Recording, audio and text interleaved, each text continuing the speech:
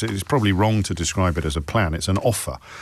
Because, and this is the first point to make, Donald Trump and Benjamin Netanyahu have put something together that they now want Hamas to agree to. And, of course, the last time Hamas agreed to ceasefire plans, it was Benjamin Netanyahu that broke the terms of those arrangements. And so, you know, the idea that this one will work, he's also gone on the record, according to the Times of Israel, as dismissing any possibility in the future of a independent state of Palestine, which is one of the underlying promises or presumptions of the plan that has actually been put together. All of which might make you think that I'm about to say it is a bad thing, but I'm not. You can.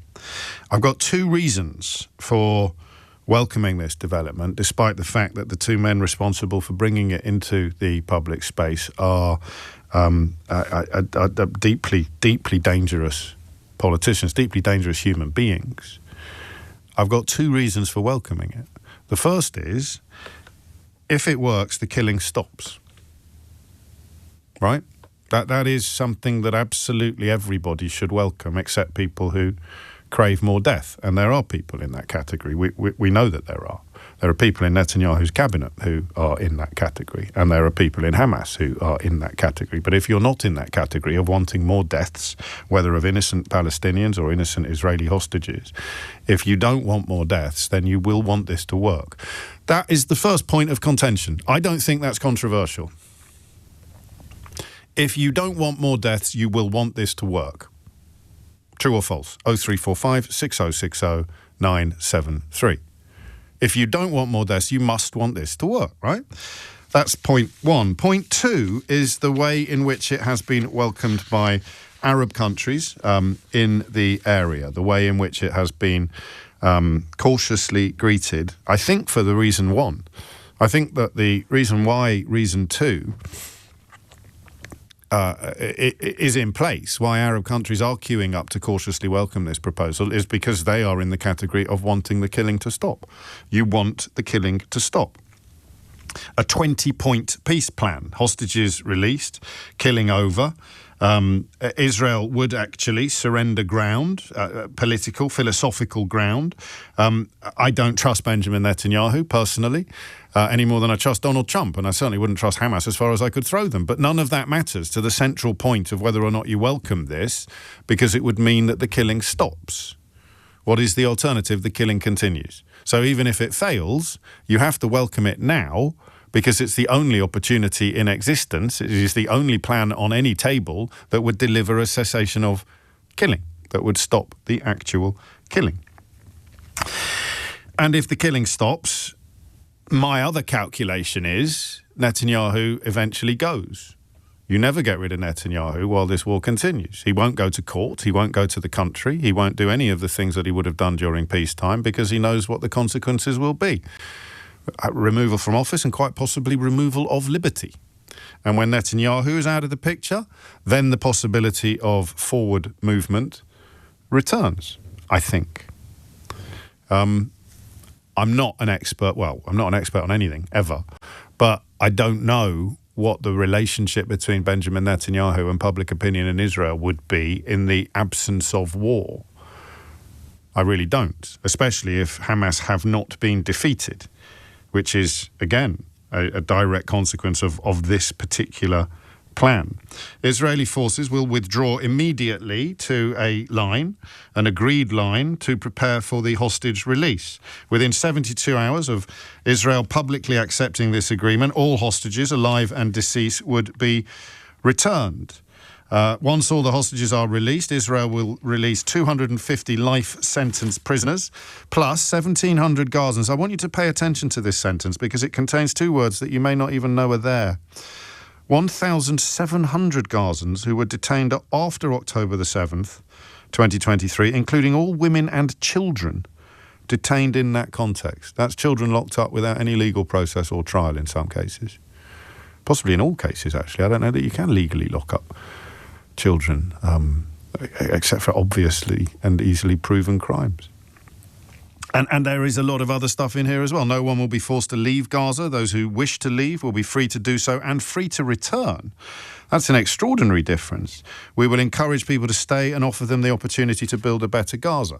I don't know how much time you've had to process what is in this deal, but if you haven't had much time, then you can, like me, deal essentially with the headlines. This would end the war, and it has been welcomed by most countries in the Arab world. Therefore, we have to welcome it, right? Even with the caveat that it might not work. And that is what I want you to talk to me about this hour. 0345 6060 973 is the number you need. How can you not want the best for a plan that delivers peace? A 20-point peace plan that, if it works, ends the war in Gaza and releases the hostages.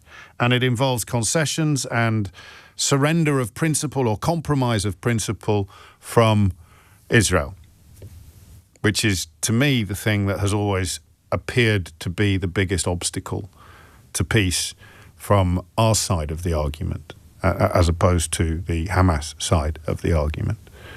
How can you not welcome this? And that's a genuine question.